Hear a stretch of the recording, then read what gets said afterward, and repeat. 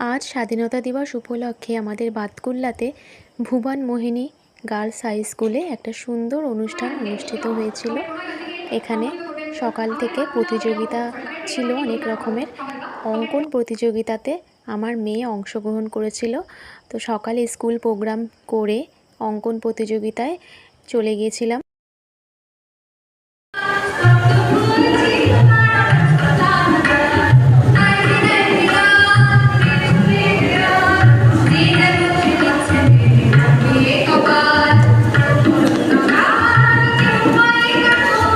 তো এখানে সুন্দর একটা অনুষ্ঠান অনুষ্ঠিত হয়েছিল সন্ধ্যাবেলায়। আর আমার মেয়ে অঙ্কন প্রতিযোগিতার ক বিভাগে ফার্স্ট হয়েছে, সেটারই একটা ছোট্ট ক্লিপস তুলে ধরলাম তোমাদের সামনে।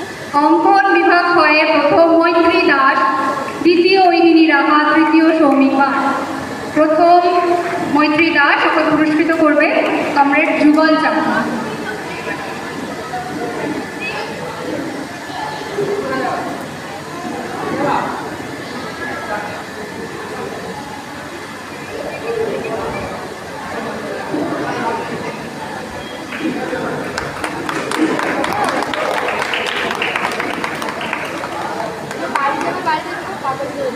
আর একটু জোরে হাততালি, ওরা ডিজার্ভ করে।